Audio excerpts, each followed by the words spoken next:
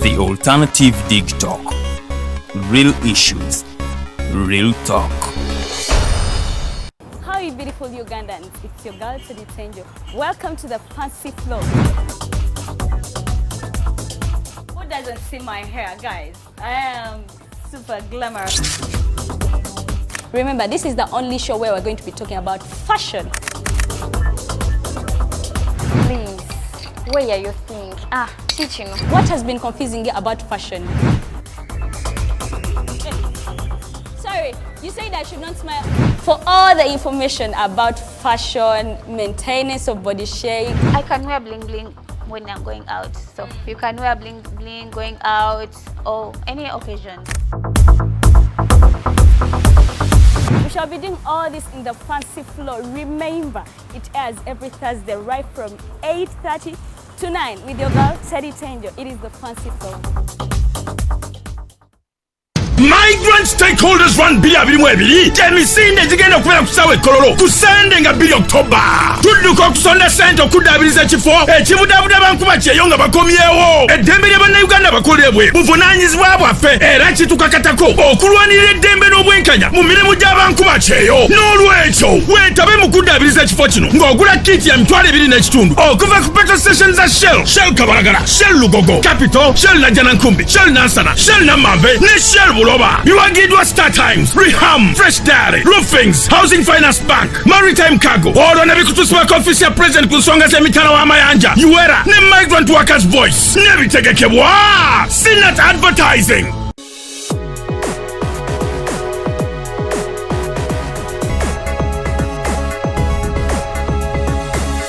The alternative dig talk.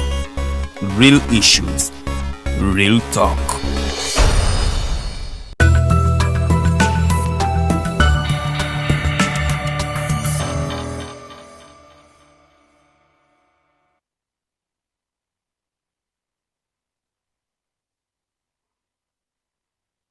A good evening to you all our viewers. Tuli basanyufu okubanga tubasinkana nate olunaku lwa leero. Leero ennaku z'omwezi ziri 29 omwezi ogw'omwenda 2022. Bwe tutuuka mu mwezi nga guno naddala nga tugenda okugumalako ebiseera ebisinga tutandika okulowooza ku meefuga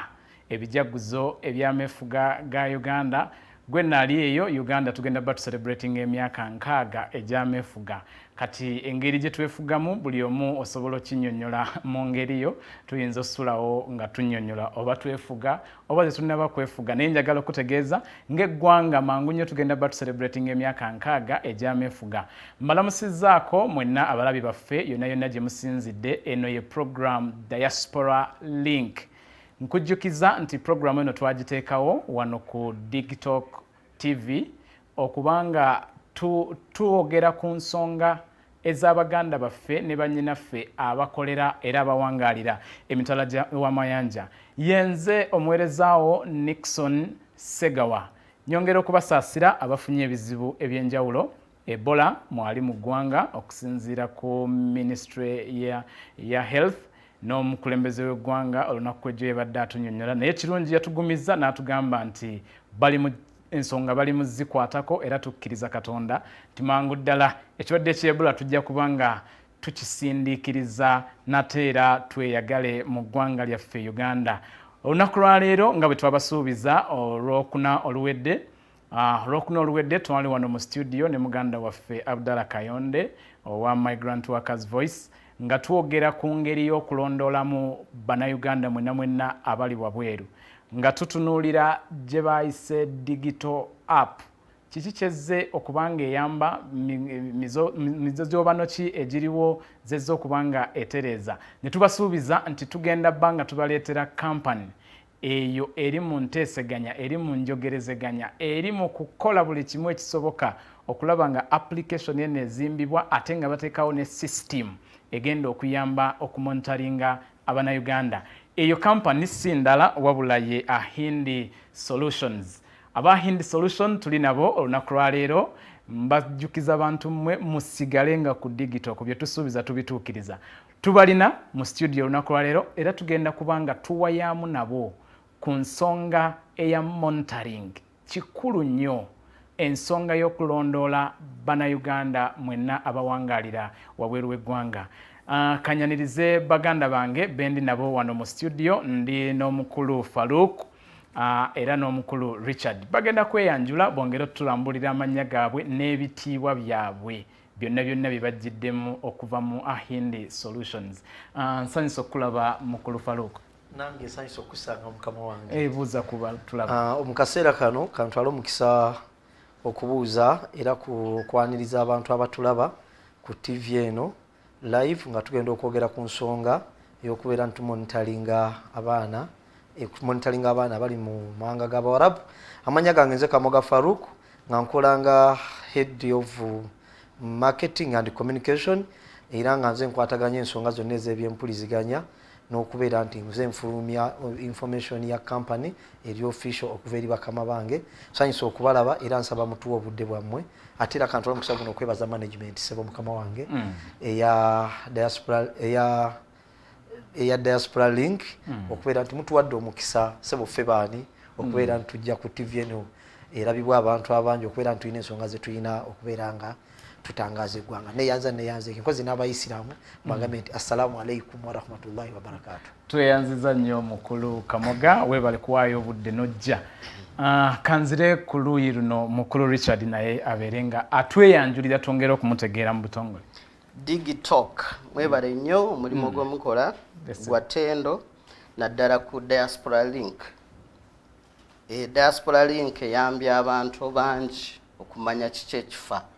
emitala gy'amawanga ate nga bayitira ku Digitalk. Amanya nze Agaba Richard era mu company eya Hind Solutions nkola nga Chief Operations Officer.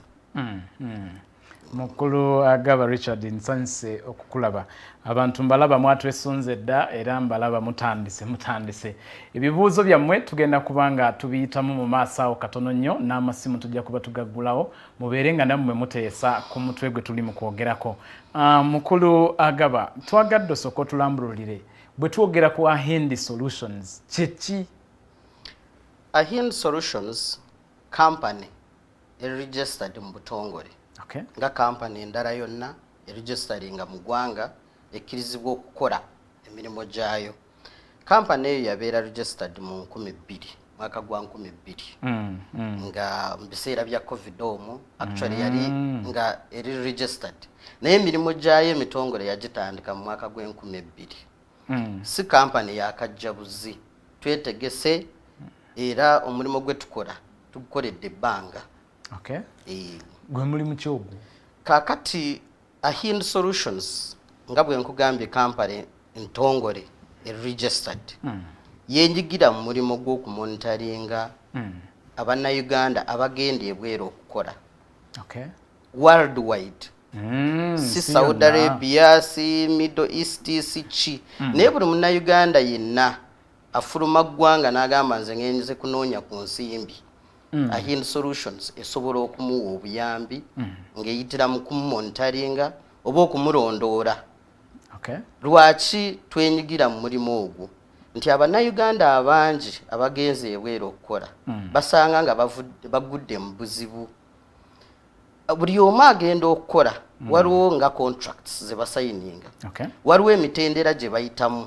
naye ekyennaku emitendera egyo players abangi mu sector tebagigoberera. Ba stakeholders. Emitendera eyo tebakola ki? Ku lwa nsonga ezimu n'ezimu. Okay. Bakomekereza nga emitendera egyo tebakoze eki? Tebagituukiriza. Okay. So Ahindi Solution negamba nedda. Ate nga ne tulaba nti embeera ekyuka tuli mu digital system. Omuntu ali Saudi Arabia esinga East Africa obunene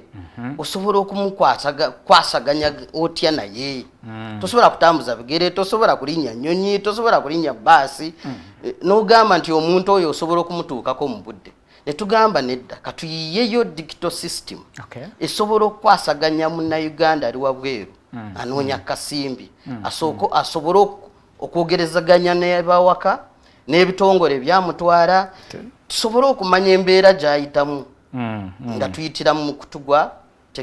tekinologiya. Okay. Mukulu Faruk, kicho oyinza okwongera kawo kwongera otunnyonnyola ahindi. Kyenyiza okwongerako mukama wange nga bw'akinnyonnyodde. Okay. Abantu bangi bavuddeyo mu nsi nga boogera ku monitoring naye abantu abooli abo abamu tebakitegeera. Naye ffe ekyenjawulo kye tulina ffe abahindi tukola omuzungu kyayita proactive. Waliwo kye bayita proactive ne active. Okay. Kati ffe tuli proactive. Nti proactive nti ffe omwana wano Munnayuganda tutandika omumonitoring okuva olunaku lwayingidde ku kisaawe okutuuka okumala emyezi 20 lwaki emyezi 24 okuva lwayindinye ku kisaawe ku airport wane Uganda nga n'alinnya ennyonyi nga tumulaba n'atuuka e Saudi Arabia nga tumulaba ne bamuteeka ku house facility we balina omupiki nga tumulaba mwana tune mukama wa munono mutwala mu nnyumba nga tumulaba lwaki Saudi Arabia eyo gyolaba nsi nnene. Okay. Eyina ebibuga almost 10 mwaga. Mwana. Kati ekibadde kitawaanya Bannayuganda mwana tune government yaffe. Babadde banoonya engeri bamonitorinze batya abaana mu bibuga ebyo 10 mwana. Ne tugamba nti faa katudire Saudi Arabia. Tugikwate tugisembeze. Saudi Arabia twagikutte mu Uganda bwe tugisembeza wano. Kati bwe nkugamba twagisembezo bwe nkugamba twagisembezo yinza okuwakana kubanga bwe mba nsobola okulaba abaana abali mu bibuga 10 nga mbalabira nkiregeza nti Saudi Arabia njikutte nenjiteeka mu Uganda nemba nga njiraba wano buuza lwaki twagala Bannayuganda ekintu kino kitwogera bakitegeere kuba bayinza nga tuli mu circus era kyensonga buuza lwaki mutunnyonnyole ebibuga ebyo 10 obiraba government ya Saudi Arabia eyina company eyitibwa Sakani oba Sakani aba bagita Sakani aba Musakani ye erina obuvunaanyizibwa mu luzungu kye bayita ye erina obuvunaanyizibwa okubeera nga mu luzungu bakiyita welfare okutunuulira embeera z'abaana abakolera mu ggwanga lya Saudi Arabia okusinga era nga government ya Saudi Arabia egiteekako ne budget of billions and billions ngeri responsible okulaba abaana contract ye eweddeko contract yo neggwako ddi ono yayingidde kugamba ebintu ebityo kati kibadde kitawanya government ya Uganda oba oli awo ne company ezitwala abaki abaana tugamba nti Africa tuveeyo tetulwanyisa company tetulwanyisa government wabula tuvuddeyo okwongerako value n'okuyamba ku government ekibadde kigitawaanya ekyokumonitoringa abaana olw'ensonga company ezitwala abaana mawanga g'abalabu naye balina monitoring system yaabwe naye bo nga bwe nkugambye nti bo bamonitoringa ekizibu kimaze kukola ki kugwawo kimala kugwawo ne basooka bavaayo ate ekizibu ekyo kibadde bibatawaanya batya ng'omwana ayinza okugamba nti bantadde mu nnyumba katugeze naye bakama bange banziyewo ne bantwala mu nju endala oba oli awo company ne zibaawo kireactingako naye ffe system yaffe eno gye tulina mwana twekulabirawo olw'ensonga tuba tukulaba nti ne bw'oba toliiko ffe tufuna signal wano ne tubeera nga tucommunicatinga ne bapatana baffe be tulina eri temunoonye ekizibu omwana ono x lwaki tetumulaba ne bareactinga ate nga gavumenti kyebadde eyagala n'ekyo ffe tulowooza ffe batuufu abalina okubeera nti tuyambako ku recruiting companies lwaki nkunyonyola ekintu kino recruiting companies zino ekisooka ziyambye Bannayuganda okufuna emirimu ekyo kimu ekyokubiri ziyambyeko ne gavumenti okugijjako omugugu gw'okubeera nti abaana tebalina mirimu naye balina ekibiina kyabwe ekiyitibwa UWERA eyo ya association ebatwala kati ffe tetugamba nti oba tulwanyisa UWERA wabula tugamba nti tuyambagane nabo mwana abantu bafune ekifaananyi ekituufu eri eggwanga lino olw'ensonga bw'oyogera ku labor externalization oba okutwala abaana mu mawanga g'Abarabu omuntu kyasooka okugamba mwe mutunda abaana baffe ekitali kirungi ng'ate eno labor externalization ekoze kinene nnyo mu byenfuna by'eggwanga wano kati ffe kwe kuvaayo netuga ati katwongere era ffe in fact twagala abantu batufune bulungi ffe tetutwala abaana wabweru wa ggwanga ffe tumonitaringa be batwalidde naye nga tumaze okukwatagana ne kampani ezo nga tusayiniza endagaano nazo ne zibanga zimala okutwala abaana zibateeka ku system zibatuwa ffe ne fuba nga ogwaffe gwakubalaba nga tubataddeko eriisa ejjogi nga tuba monitoringa tusobola ekigendererwa kyaffe tumalewo ekifaananyi abantu kye balina ku maaso bw'oba oli awo omwana kuno si kulumba ne bannabyabufuzi okukozesa omukisa ogwo nga banoonya akalulu nga bagamba nti gavumenti yaffe ne kampuni ezo zemulaba zitunda Bannayuganda ng'ate nabo bennyini balina mwana tu abaana be balinako eŋŋanda bebaleta mu makampuni ne babatwala mabweru muwanga g'Abawarabu. Tuli ku diaspora link. Ebibuuzo byo bingi ntandise wanene okubifuna okubya ddala mu nnyonnyola gy'oli mu kunnyonnyola Abannayuganda baagala okwongera okutegeera. Mpozi okwongera ku kyabadde agamba monitoring ebaddewo. Era kyekibadde kyembadde nkuddiza nti mu butongole okutwala abaana wabweru kwatandika 2025 era ne batondako monitoring bwe batondawo uwera ekitongole ekibatwala bonna companies zonna ezitwala abaana ebweru ne bagamba nedda abaana bano tuba tute naye bafuna ebizibu tubayambye tutya ne batondawo monitoring system naye kyennaku nti nga bwe twogedde ensi ekula ate ensi nnene bagenda mu nsi nyingi nti uwera ina membership y'abantu nga 15 oba 2 office uwera nga management nga management yo membership ya zi company membership neneko naye management bantu nga 2 katugambe kali 3 abantu 3 no bwe bagende Saudi Arabia yokka ojeko Dubai ojeko GCC countries endala tewali kyebakola. Mukulu Richard, omulimu gwa monitoring gwani ani avunanyizibwa ku monitoring Abannayuganda abali wabweru? Mwattu omulimu ogwo baali bagwasa uwera ng'ebitongole bitwala abaana wabweru beekolamu omulimu ne bagamba nedda tulina okukola ki monitoring naye nga mbadde nkunnyonnyola nga kapasite yaabwe temala ng'omulimu munene gubasinga ki obunene kati ne kampani zennyini ezitwala abaana wabweru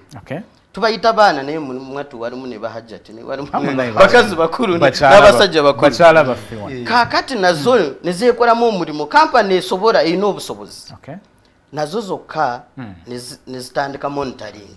ku lwazo era ziyina nazo naye era ziyina naye era nga ekintu kiki kinene nga kampani etuuka okusindika ababaka baayo supervisors buli company ina supervisor naye mwatu nga kampani terina busobozi obusindika ba supervisor 50 esindikayo 3 banna era naye era nga tebasobola ki kumara ne kano kankongereko in fact fero ekyokubeera nti monitoring olwokuba nti ffe omulimu tulina gutambuliza wamu ne companies ezo era ffe tubagamba nti bwe mujja ku app yaffe nga tumaze okusayininga tumuga nti noboba oyina abali eri Saudi Arabia tubongera ku tiimu yaffe okubeera nti nabo tukolera wamu lwaki twagala kubeera nti tutereza mulimu guno tetwazze kulwana mukulu falo companies neno bwe ziba zifuna license okuva mu government kubanga tukimanyi nti buli Munnayuganda government ye muvunanyizibwa company baziwa omulimu gw'okumonitoringa abaana ekyo olaba nga kisoboka kituufu olw'ensonga companies anti siri mwogezi wa companies naye olwokuba tutereeza olwa sekita ye tulina olabala kuna eziriwo bwe zibaawo tulabe mbadde nkolegana ne companies ezimu zesobola kumenya amannya wano naye nga era olaba nti zina monitoring system naye nga bwe nkugambye nti zimonitoringa zitya ekizibu kimala kugwawo bwe zikigwawo ate ne bakubira ali eri gwe basindika ate naye nakubira omuwarabu alina omwana ffe tukugamba nti nedda omwana ono ekizibu kigenda okugwawo nga tumulaba tutya nga ne next of kin gwe yasayininga byenjogera gye obanyika nkubulye bwana Nixon nkusomere n'ekibuuzo kinene kasoke maleka nosomere kanti kusomere kino ono omukyala bamuyita Teddy agamba I really need to know how factual this so-called app is because I'm tired of these people lying to us all the time. Kati kamunyonyole kino wamma kati nga bunyonyola app yeyo wotugamba nti obeera omulaba ekizibu kigenda okuba kikola kitya kati kiriwo ekiti ekisookera ddala omwana ono ayise mu company n'agenda tulina kukwatagana nabo mu nsonga mu bintu babiri tulina okusayininga ne company emututte ekyo kyekisooka bwe tumala okuyingira naye mu ndagaano tumulya kuba mwetaagamu akasente muteekamu kafi ekyo kimu ekyokubiri omwana ono njagala kunyonyola oyo omukyala omwana oyo aze ku company naye atuyambe kuba tweyamba buuza tutya bagenda omwana najja ku company ne bamugamba tuwe next of kin wo nakugamba nze mama tombulya tata tombulya sister tombulya natekako boyfriend we anti ye next of kin we kati fe tukugamba nti ne next of kin we gwatuwadde ku system agenda kuba alaba omwana oyo mwana tune company gye tusayinize nayo egenda kubeera omwana oyo era fe omwana tukugamba nti company webeganye okusayininga naffe Enkola Faruku twagala twetegeere eri mulinayo zi kamera ze mutadde ku street oyo kakwe answer yakyo leka nkunyonyole okutukakasa nti nno obeera omulaba biringa ng'ebinyumba naye ate si byangu ngabwe twogedde it is a mobile app oyina okusooka okugidownloading waliwo emitendera si nti buli omu nti ogenda ku simu yo nti immediate ogende ku app nga ku WhatsApp bweri ahindi nga wengambye company era nayo yajja kukola magoba yajja kukola business so abo betusazeewo okukolagana nabo company zisazeewo okukolagana naffe waliwo emitendera gye tuyitamu bwe tumala okukaanya ne company eyo negamba nyina abakozi benkana bwe bati oba Saudi Arabia oba mu ggwanga ki abakozi otegeeza be batwalayo okukola nze neewala nnyo okubayita abaana kubanga bwe tusigala nga tubayita abaana beeyisanga abaana nze mbayita bakozi kubanga bagenda okukola so kaakati abakozi abamaama bataata gye bali ne bataata gye bali kaakati bwe tumala okukaanya ne kampani eyo ne tulyoka ne tusayininga memorandum of understanding bwe tumala okusayininga memorandum of understanding ne company eryoka netuwa abakozi abo beeyina oba beeyagala okutwala oba already abali ki mu mawanga ago kati ne tubayingiza mu system yaffe bwe tumala okubayingiza mu system details zonna mwatu app yaffe tekola ku monitoringa just nga bwe tukyogera monitoring is a broad word nti bw'oba oyingidde mu system ya ahindi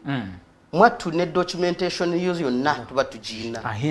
nti waliwo ne functionality nti ne passport yo bw'eba egenda ku expiringa n'obwoba togiina naye ku simu yo ofuna ka message nti passport yeggwako visa yeggwako ku simu yo mwatu n'ogamba mukama wo n'ogamba munnange visa yange eggwako nteera muddi so functionalities ku app nyingi naye osooka kuyita mu mitendera okufuna ki okufuna application eyo application eyo gye nkugamba twagitestinga ffe teri mu bugambo mpozi mwatandika wali mu covid actually mu covid omwe twafunayo company nga 5 ministry of labor netukiriza tugende tukole pilot netufuna companies netukolagana nazo mwatu mu covid omwo waliwo abaana baali bafuluma waliwo company emu sijja kujogera gye twali tukolagana nayo nga abaana tubateeka ku system olunaku olw'okufuluma wabweru ne wabaawo ebizibu ne batagenda mwatu system netulaga nti baali kireka bakaaba bali mu hoteli netuvuga nze kenyini nengendayo nenjogera n'abaana nembagumya kubanga nali njogedde ne director wa company olaba omulimu gwa monitoring sigamba nti oli afunye ebizibu ali wabweru bw'oba oyingidde ku system n'obwobeera Uganda n'obwokomawo ng'oli ku system tuba tumanyi nti oli Uganda bw'ogenda ekamuli tumanya nti kati ogenzeewa kubanga tulina location nti location yo bweba on wobeera wonna tuba tukola ki ate ekirungi kya monitoring system yaffe eyo tukyali ku app it is a system naye nkyayogera ku app nti application eyo nti nobwe bakujja kwesimu nti oli wabweru omanyi batera nnyo bwe bakujja kwesimu bwoti jukira bw'oba tukutadde ku system obeera ne code gwe ng'omuntu obeera ne kodi yo obeera n'akawunti yo Mukolo Richard banyinaffe amasimu bagabajjako enkya n'eggulu anti kyenkunyonnyola solution yammwe etambulira ku masimu anti kyenkunyonnyola si ku simu yokka it is a digital application okiwulidde nti esimu ono bw'oba togiina ng'olina kodi yo ogimanyi mu mutwe nebw'onsanga ku street n'ongamba bannange akasimu kange bakantuteko oyingira wali mu Google noteka kwa hind application noteka mu code yo noyingira mu account yo akozi mukama wange kiri nechira nobogenda mu cafe nga toyina simu ng'osobola ku accessinga computer nga bw'okola Google ogenda ku Google no Googlinga a hind app noteeka mu kodi oyingira mu account yo no starting to communicate mbadde nsaba nyongereko kwa omukulu Faruku nga bwendo kongerako omukulu alese mu internet cafe simanya biki ekifaananyi kye Saudi nazo ziri awo za jenjero bwe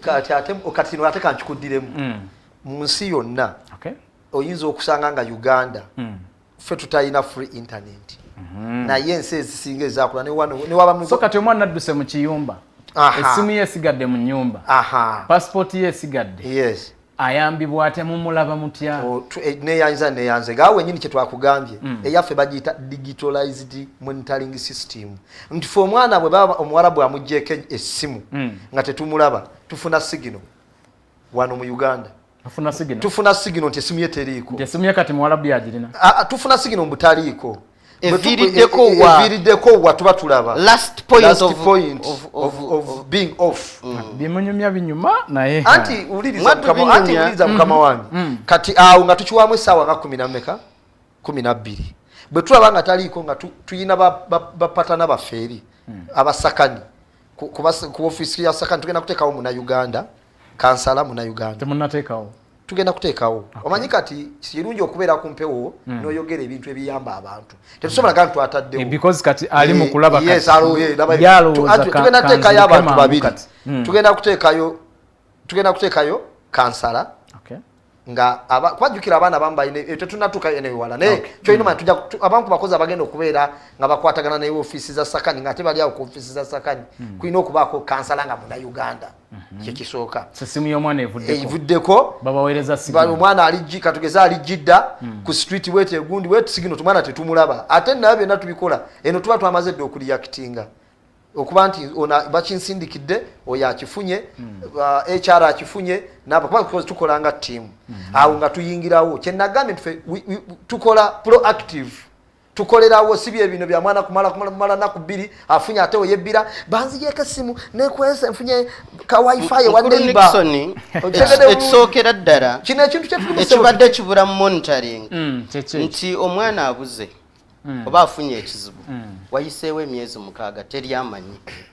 mwaka guyitawo nga tomanyi mwattu ffe twazze kuziiza ebizibu naye waliwo ebitaziizika bijja kubaawo naye ekikulu kitegeereddwa mu budde real time monitoring nti omwana mulwadde ali mu nyumba mukama we agaanye okumutwala mu ddwaliro waliwo amanyi nti ali mu nyumba mugenda yingira mu nyumba y'omuwarabu sisitimu yaffe eyingiramu etya anti omwana ayina simu ate esimu tubeerako si buli omu bannange waliwo ebintu bye twogera nze oluusi olaba wano bye twogerako omulamwa guviira ku bantu nga 10 abafuna ebizibu mu Buwarabu naye mwatu baana bameka nange kambayita abaana bakozi bameka abagenda e Buwarabu lwaki twagala twogere ku 5 oba 10 tubasoosowaza abafunye ebizibu naye tetwagala kusoosowaza 10,000 abaliyo ate nga bali bulungi n'abataano nabo baba Uganda ate bali 10,000 bulwaki anti nabo tuba monitoring ffe tetwagala tumonitoringe abataano ab'ebizibu byokka n'abali 10,000 nabo twagala tubeere nga tumanyi nti bali bulungi si babizibu byokka nti betumonitoring ate bali abalungi bo bali batya kubanga ali bulungi olwaleero enkyafuna ekizibu that's why abadde akugamba nti ebyaffe proactive monitoring tetugenda kuoyo afunye ekizibu yekka nono ali bulungi tusigala naye twogerezanya naye bigenda bitya akasaara wakafunye n'akafunye wakasindise waka katuuse bulungi fine kati omuntu ayagala omumanya bwe mala okugamba nti maze omwezi sifunya musaala oba myezi gyange 2 munyambirawo munnange awo system weyambira kubanga mu system kampani yakujja wano mweri kampani ya kureceiving eri mweri omukozesa eyakujja kampani eri nakutwala mu kiyumba okukola naye mwali details zonna mwezekoze eki mweziri government officials embassy yaffe ye Uganda nawo kweri system kweri ne authorities z'amawanga ago nago zikoze eki kweziri tebakusasudde contract gamba ki anavunaanizibwa kusasula kubanga oluusi tunenya kampani zaawano naye munange waliwo wezikoma kubanga nange mbayita abaana contracts ze basayininga tebazisayininga na kampani za Uganda bazisayininga ne kampani zaki zewabweru so awo obuvunaanyizibwa we butandikira okusasula kubanga kampani eri yemuwadde ki contract esayininzeeko n'omukozesa n'akola ki so tusooka kutuukirira kampani eyamurecevinga omwana gwe wawa gundi nga takola ki tamusasula so mubanjiza nako munnange tukikoze system ebanja banji babasasudde mubanjizaako nno n'oyo gwokolera naye ekiseera bwe kituuka nga bano abavunaanyizibwa nga tebaagala kumanya naye nga tumutuukirira ekikulu Mr. Nixon anyumiza gwe bintu bino akowanokowa nayekkiriza kutegeeza kino wammanga nga bino bigenda maaso oba oliawo bannayuganda bandiyagadde okumanya oba oliawo wandikimbiza amaaso naye kankiteeke wano bannayuganda bandiyagadde nnyo okumanya kubanga tuli ku online abantu bayinza okubuuza ofiisi zaffe zisangibwawo awo tugenda genda naye mbadde njagala nsooke nkonewo kansooke mpiseewo ekibuuzo kino kivudde ewa mukulu Jeremiah kigamba nti will that app move like a drone to monitor anti kaakati answer eri bweti omulembe gwa digital omanyi kati digital eno giraba ekintu kye bayita digital oba kye bayita technology kiringa ebbumba olimanyi ogenda n'osima ebbumba tukubamu block anti yes okimanyi nti ebbumba bw'omala oddifuna kyoyagala kyolikozesa kati ne technology bwali ebbumba lino bw'omala okufuna technology ono n'omanya nti kati kuba kati technology ngambe nga bwala nti ebbumba olijja mu kisenyi n'ogamba ngenda kubumbamu ki nti ensuwa nyina gibumba nti bwenti kati neno app bweri gwe jangu ku app odownloadinge ebisigadde obitulekere mukama wange kiringa bwali ku digitalk tatulaba naye aliridda tayogedde naawe era nekino kankikubuuze kyogamba omuwarabu ali ejjidda tatulaba omuwarabu ali ejjidda tatulaba omukulu mukyala Enkola Petina omanyi program ya leero njagadde ebeere so interactive tufune ebirowoozo by'Abannayuganda bana bamu bali bweru baagala okutegeera naabuuza okay let me ask ye Enkola do these guys insert chips in people's bodies because if they have taken my phone I am working from Chiyumba. What makes you think my boss will accept me to go out, access the cafe? Actually, does this mean that their app can only help if you have a phone? A lot of things can happen to your phone. Forget password to the app, all that. How do they really track and help? You answer the njagala omukyalo oyo anfune bulungi era tutegere bulungi enjo tumugambye essimu ye weeviirako nga tufuna sigino nga ffe tuli yakitinga ku sakani ng'owa sakani akwata omanye abawarabu nga sina kimunyo abawarabu kyebasinga okutyasakani yo staff erina 10 lw'abantu kaakati sakani ze zimu ku kampani ezirina tekinologi lwakuba bannayuganda tebagikozesa naye kyenjagala okugirayo akitegeere bulungi oyo mukyala kyabadde abuuza mugamba bwe nti mwana twajja kuba ali awo nga bakonkona getu y'omwarabu omanya abarabu bakyasinza okutya amateeka ate bakyasinza okuwa amateeka ebitiibwa nga hindi musindiseeyo omuntu anti ffe tugambe tukwatagana ne sakani nekwatagana n'ab'obuyinza Saudi Arabia mwana tuba bangi tubikoze olina kyotubiza nga tetunagenda ku mpewo naye njagadde nkyogereko otugaye nti kesi ezezo muzirina mwana tuzirina ze tukozeeko naye be tuyambye ate be bajja okweyongera okutegeeza abalala Mwina chipu gye muteeka mu mibiri gy'abantu si chipu ensonga eno njagala eveeyo bulungi Ahind Solutions twaze kugala miwaatwa eri mu monitoring monitoring nga bwe mbadde ngezaako okunyonyola si bizibu byokka ate tetujja ku monitoring oyo ataagala yekituufu kituufu nyamba nkuyambe kubanga bw'oba oyagala obuyambi ate sijja kukufoosingako nti gwali mu kiyumba naawe bw'oba omanyi nti bwe mbeera nga tewali anondoola ewaffe tewali amanyi teri anfaako nfuna ki funa obuzibu so gwe buvunaanyizibwa bwe kukwatagana naki n'ahindi sigamba kasita ahindi emonitaringa kaneebake esimu kanjijjeko ekitegeeza atali mu ahindi atalina haku ya ahindi abatabaira gyemitendera tukolagana n'abo abali naffe ate naawe ng'oyagala kukolagana naffe kubanga nga bwe kitwogera kati oyinza okubeera mu kiyumba n'otachaginga simu yo neevaako kati ngendo bakuweereza sigino oluusi oyinza okuba bize wiiki namba nga simu yo tekoze eki mwatuffe tujja kufuna sigino nti muntu gundi tetukyamulaba ku mukutu ate nsonga ki tetusooka na sakani gyagamba tusookera kampani yakola ki yakuresivinga muntu gundi Farida ali mu nyumba gundi naye tumaze wiiki nga tetumuwuliza mwe mumuwulizaako nabo ne bagezaako okukola ki kubanga be balina direct link ne kasitoma waabwe gwe baawa omwana so bo bokka ne basooka ne bakola ki ne bagezaako naye nno ffe tetujja kusirika nti bali bagezaako tusirike bwe tumubuuza olwaleero n'enkya tuddamu ne tukola ki buli lunaku Farida mwamuwuliza nedda tetunamuwuliza n'enkya ne tuddamu oyobuuza muwarabu ate lwaki nedda kampani tetunatuuka ku muwarabu akolesa omwana kati kampani bwebuza omuliro kubanga babikoze nnyo oluusi tebaagala kumanya ffe olukwata olukuwulira kati nga tubawa notification actually tubawandiikira tubawadde ensonga ya mwana gundi ne gundi kubanga liiseewo nnaku 4-5 ensonga ye tekoze eki tekoleddwako kati ffe tugenda direct ow'omukozesa kubanga contacts zonna tuba nazo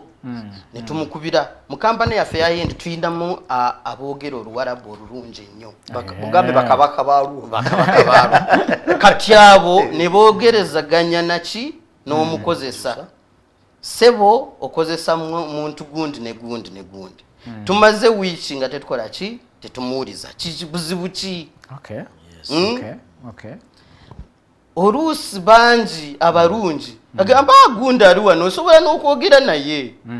kati omuntu oyo netumufuna ne ku simu ya boosi we netukola ki netumufuna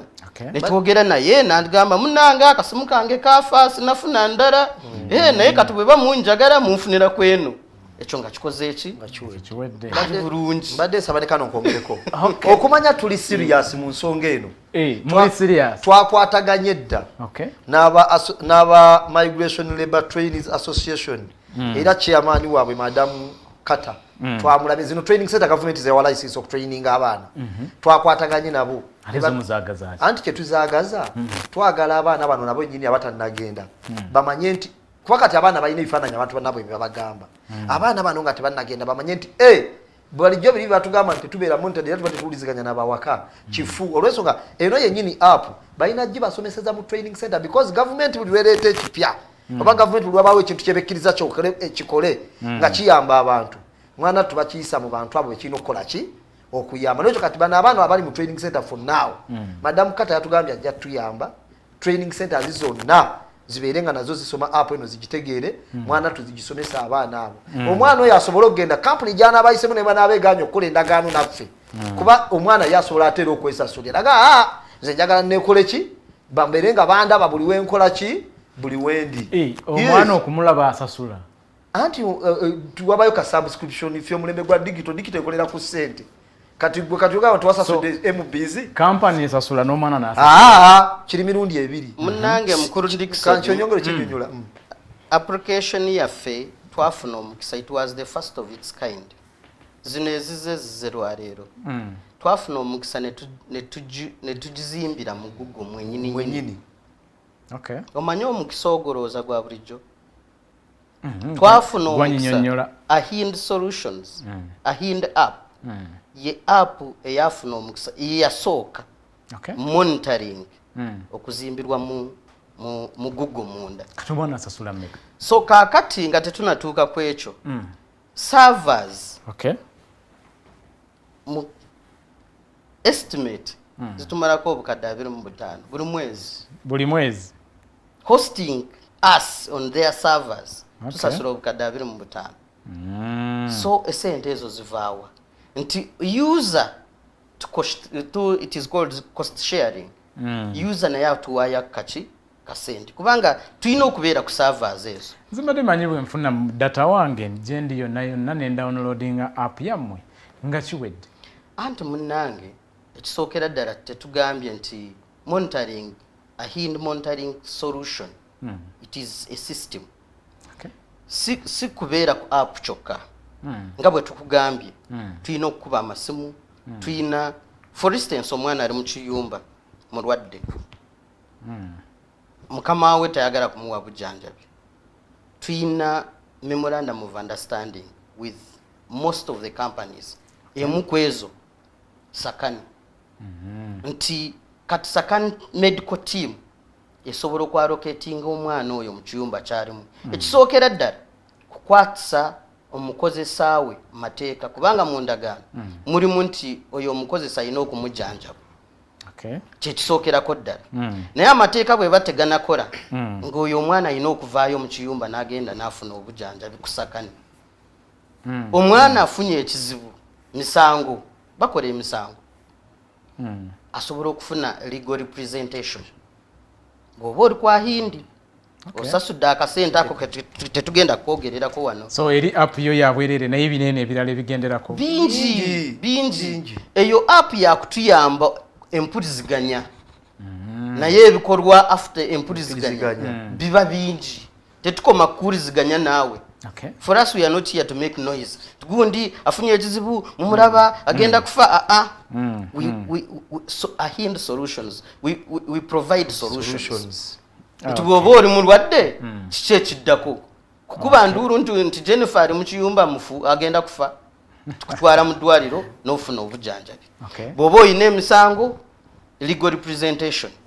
waliwo omwattu abakooye nti biganye njagala kuddayo awaka mwattu ahind solutions bw'oba ku mukutu tukuweereza ne air ticket n'okomawo nga nzagisasula mu abagisasula anti mwattu twakugambye tukolagana ne companies nti buli mwana agenda okugenda ebuwarabu katugambe waliwo omutemwa company gweyina okusasula ki ahind solutions so ku mutemwa ogwe ate kasente katini nnyo wofunira obuweereza obwo bwonna kati omulimu temutandise gugezza nti sente abaana batandika osasula ate balina okusasula ojjukira omwana oyo agenda e Saudi Arabia omuwarabu aba yamusasulira kyekisooka ekyo bakikunyonyola ali nange nali nkulaba wano omwana ku kampani ndoze ekintu kyalinga kyalisasulayo gavumenti kyeyakkiriza ndoza ka medical ko kaka mitwalo 5 okumukebera olubuto n'ebirala naye omuwarabu batusasuza esatusi ekyo kyabwe naye nze kyemmanyi nti omwana asasula ka medical naye njagala okujjirayo guno omulimu gwe tuliko gwa monitoring tulina okukolera awamu abantu ba mirundi emeka 5 asooka ye muzadde atuwa omwana omuzadde naye alina okubeera nga acoperatinga next of kin ekyokubiri n'abaana banyini betutwala beeyambe balekerawo okuleeta aba next of kin abatalina mugaso akuwa next of kin uliriza omwana akuwa next of kin omwana amala kufuna bizibu kampuni nezimanya nti yaleeta boyfriend oba kitegeera kati abo bakubiri owokusatu n'omwana yennyini yeeyambe oyeeyamba atya alina okubeera n'essimu ya smartphone owokuna yaani ye kampuni ono gwe bawa layisinsi ajje tukolere wamu mwana tuno owokutaano ye gavumenti ya Uganda n'owokutaano ye gavumenti ya Uganda okyali ku diaspora link tuli ku nsonga za application aba ahind solution gye batuleetedde mabegakaawo minisita twamulaba nga ayongera okukkaanya ku nsonga eno nti waawo application egenda okuba nga eyambako ku nsonga za monitoring. Mukulu Richard njagadde okutegeera mandate eno mugijjawa okutandika okuyingirira kampani z'Abawarabu ne muyingirira ebiyumba by'Abawarabu ne mukola buli kimu mulina legal mandate yonna? Mwattu ekisookera ddala we have a legal mandate to operate in Uganda because we are a registered company. Okay. Nti kyokola tekimenya mateeka kyekikulu ate wa registering okkirizibwa okukola actually tetulina kusaba lukisa ku muntu yenna naye we have stakeholders. Tetwetaga nti oba government ebayisizaawo ebayise kiringa bw'oregisteringa kampani eyo n'ogamba kati nze ngenda kutandika kutunda mwani naye baziyingirira obambaawo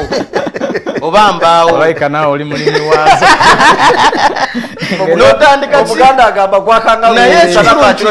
registered nakakayisizaawo ekikulu nti registered ffe wano mu Uganda registered ate tulina mandate etukiriza okukola omulimu gwe tukola ki gwe tukola ate ebuwarabu kye twava ne tunoonya babayita batya gasakani ne tunoonya authoritative bodies not that tulina partners abali authentically accepted to do what the job they are doing. Government zaabwe zabakkiriza nabo balina license ebakkiriza okukola ebyo bye balina okukola ki kukola eri twogera ku license endagaano yaffe gye tuyina mukulu agaba njagadde tutereze kinene okumala okuregisteringa wali eri mu URSB kyanjawulo n'okufuna license katugambe nti nfunye license ey'okutwala abantu wabweru ekyo kyanjawulo kati njagadde otegeera nti mulina license bakkiriza monitoringa omukulu waneeno mukosa abuuza how secure is users individual data because kati ebyo byonna bijjira mu license ebeere baweereddwa okukola omulimu nga tulina data protection policy ng'eri very clear ebintu byaffe biri legitimate tulina data protection policy eri very clear eyo weeri abantu abatulaba abatuwuliriza temukitya nti data wammwe wonna gwe tuba naye boyfriend wengu entaddeyo nga nedda baaba kale temugenda musaasaanya buli wamu nga bwe tukugambye nti buli omu ayina dashboard nti kampani ne bwemba nkolagana naawe nti kampani X tasobola kulaba byamaabyo nti gwe data wo waliwo omuntu omu oba ababiri mwahinda basobola okumulaba nti gwe akawunti yo gwayina pin number ya akawunti yo gwasobola okulaba gwe byo communicating nze tuwali muntu mulala asobola okubiraba so our app is very legit ate it is at standard. So ensonga ya license yogambye temwetaaga license kukola mulimu nga tulina license monitoring kubanga companies ezitwala abaana mukulu agaba kyenjagadde tukanyeeko betaaga license okuva Ministry of Labor yes zifuna license okuva Ministry ya Labor era license eyo baba bagifuna nga bagifuna babawa mandate mu license omwo ey'okukola omulimu gwa monitoring kitegeeza bwe muba mujja mu mulimu ogwo nammwe muba mulina okufuna license egenda okukola omulimu ogwo bwe kiri mwatu teriteeka ligamba nti bw'oba ogenda ku monitoringa anti ekizibu monitoring we are narrowing it to a small section nti oba data collection oba monitoring it is a broad thing kyonna mu broad yonna ngeri gye mukikolamu yonna amasimu ago ge mukuba omuwarabu oli ateekeddwa okuwulira nti bano bava mu ahindi nti okay that is a licensed body kitegeeza abajja kuwa okutwa okuwuliriza olwa mandate eyo gy'oba olina kyendi mukubuuza munnange bw'omala okuregisteringa company n'ogamba lese nze ndi musawo by profession n'ogamba ntandise pharmacy era ogenda n'ofuna license ekukiriza okukola ki pharmacy naye abantu okumanya nti eno pharmacy oteekako kapande kituufu teekako kapande abagula oli akuwadde license si abagamba nti mugende mugule mu pharmacy gundi gwoteekako akapande n'ogamba nze pharmacy gundi kati oli n'alaba akapande ka pharmacy n'alyoka n'ayingira mu pharmacy kukola ki so eno emitendera gyonna egitukkiriza okukola omulimu gwe tukola twagiyitamu naye kiki ekinaatukkirizisa okukola ogwo omulimu gwa monitoring Ministry of Labor ekumanyi era nkubuulira Minister Nixon Ministry of Labor ekola ki etumanyi abatwala abaana wabweru batumanyi ziri kati companies eziri active nga 205 ndowooza nga 2 ziri wakati ziri wakati wa 205 ku 207 naye nga in total ziri 10 kati ebisatu naye abali active bali 2 ne ku 2 plus ebibiri nga 10 batumanyi era twabatuukirira era batumanyi kye tukola ate umbrella body yaabwe gye bayita uwera naye ekoze etumanyi mwatu tetwakomaawo ne security companies oba poliisi oba Interpol nabo batumanyi ne kano kamutegeeze mbu ne prime minister wa Uganda yajjako ku office yaffe ne prime minister wa Uganda naye bajja nga bomanyi government nti ebintu byayo bikwata mpola yajja erabe ebintu bino tubikola era ministry bwe twagiwa pilot yaffe yatuwa emyezi egi esatu era ne tukola ki ne tugiwaayo mukulu Farouk esewo nga mumaze sinkana abakulu bonna aba stakeholders training centers mumaze sinkana companies mumaze sinkana yuwera association z'abaana bano bo nga za association eza special returnees association migrant workers voice zote muzirowoozaako tuzirowoozaako kuba bana bana bibatwala ate mugendo montari ate balina association tuzirowoozaako naye omuganda agamba nti akajja obunaku kemanya ejjanzi teriribuka naki nanzige kankwe ekyokulabirako kikyotegeeza kyentegeeza mukyo nti abo bonna boyogedde gye bali era naffe bamanyi gye tuli naye nabo tebannatutuukirira omanyi lwaki abamu balowooza anti abamu balowooza anti kati ffe twalina okutuukirira oba mwalaba nti abaana bo tebeetaagisa anti kati olina kyokoze bwe nali nsoma history waliwo kye bayita estate within a state kakati kyengamba kyeki kati oli mu kibu ebibuuzo mpa bingi mu bibuuzo nga sinaddambira naye kinyagala okugamba badde nsaba nkimalirize kati kyebadde njagala okugamba mukulu Nixon nga maliza kibuuzo ekyo nga we tutandika owumbawumba baganda bange kyebadde ngamba nti ebyo byonna boyogedde gye bali era nabo bamanyi nti naffe gye tukola ki gye tuli naye nga ffe bwe tugambye nti tuzze ffenna tukolere wamu tulongoose kubanga abantu kye beerabidde nga tonnalowooza nti ahindyezze abantu balina ekifaananyi kirala ku labor externalization naye nga ku bibi ebigirimu ate mwana ttu ebirungi bye bikola ki ng'okimanyi nti labor externalization kati oba otunuulira ebintu ebiyingiza ssente mu ggwanga Uganda eyinza okuba nga tesusa kifo kya kusatu kuba kati ffonna wetwogerera labor externalization eyingiza miliyoni 9 olwa dola bw'okubisa mu za Uganda ziba biliyoni meka kakati tukwasize wamu omulimu gukole ki gutambule n'abantu bamanye nti labor externalization si kutunda baana nga bwe bagamba si kutunda abantu nsigo nga bwe bagamba tujja kutuukayo mu maaso eyo wabula abantu bafune ekifaananyi ekirungi eri eggwanga lino ate abantu basobole okugenda kubanga ekyokuba nti abaana bagenda mu mawanga g'Abawarabu tulinga abatandika obutandisi kubanga ne kati essaawa yonna emaliriza ne Oman emaliriza ne gavumenti ate kati kano kaama waliwo ezimu ku gavumenti ensi zegenda okumaliza nazo endagaano naye ezimu mu bilateral trade mugenda kubamu ekigambo ekigamba omwana we yenna anaayingira ensi yaffe alina okuba nga alina apu ya ahindi n'ekyo kyama nkugegisisi twazitadde wano ziri kupi mu Uganda wezi era tanajja ajja mu ku office zaffe oyo ye Farouk ava mu Ahindi Solutions ye communications officer byebigambo ebyo byomuwuliramu mukulu Agaba yes please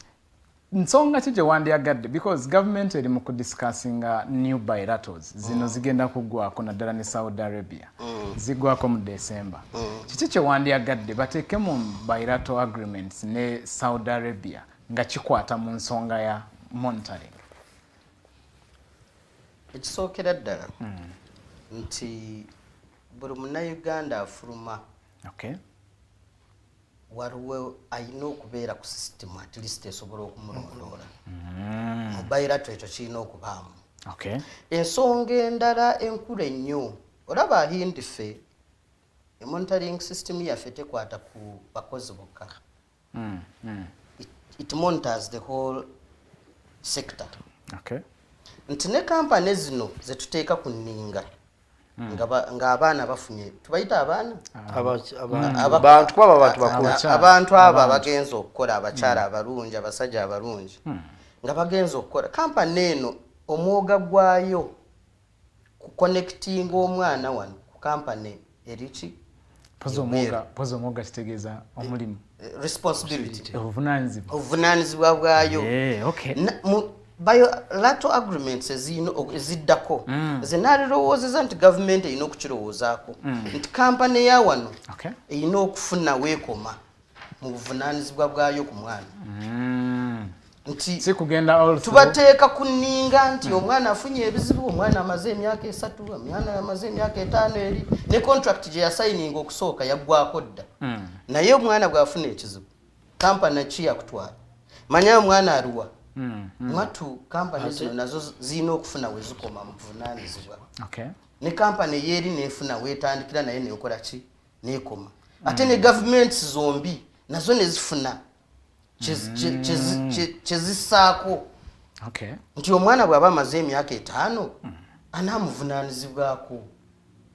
kubanga oluusi contract yasooka yaggwa ye yekka ne yeeyiza n'asayininga ndala kati byonna bigenda kuba biri monitored ebyo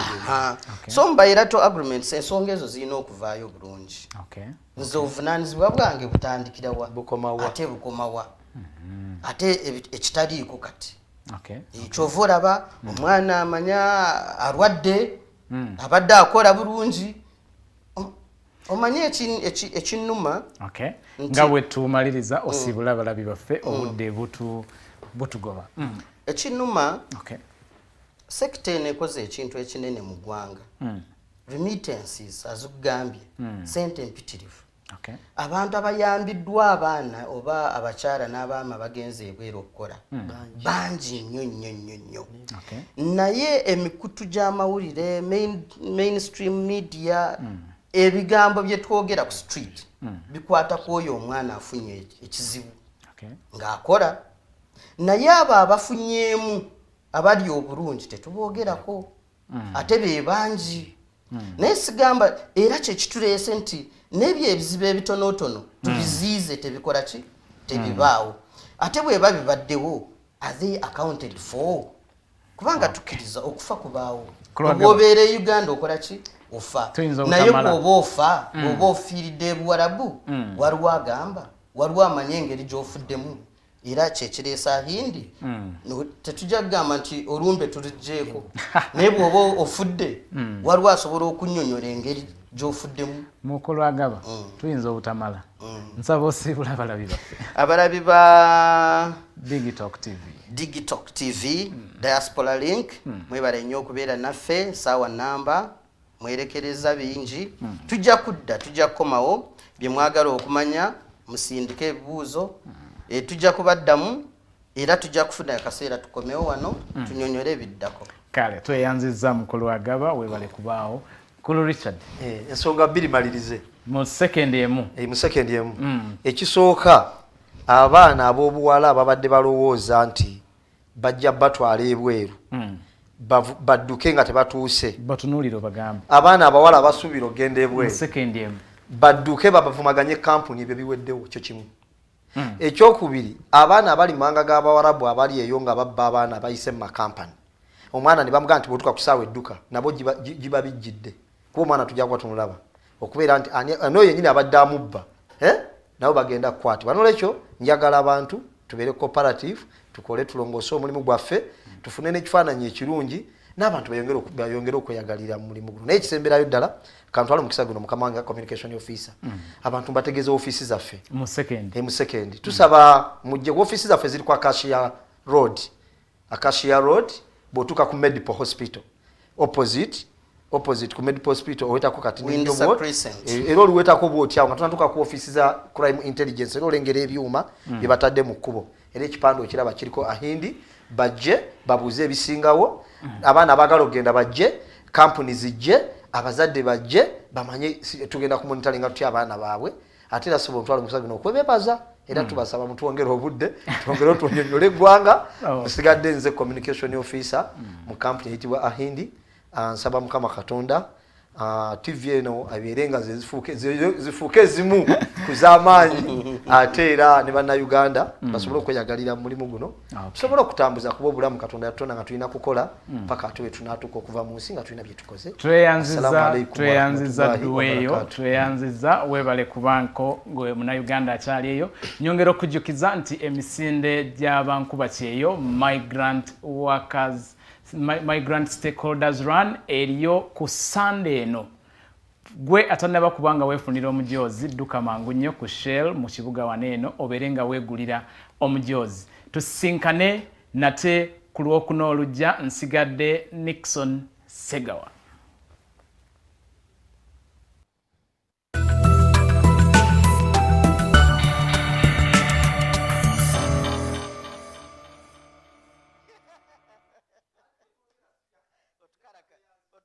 Yes.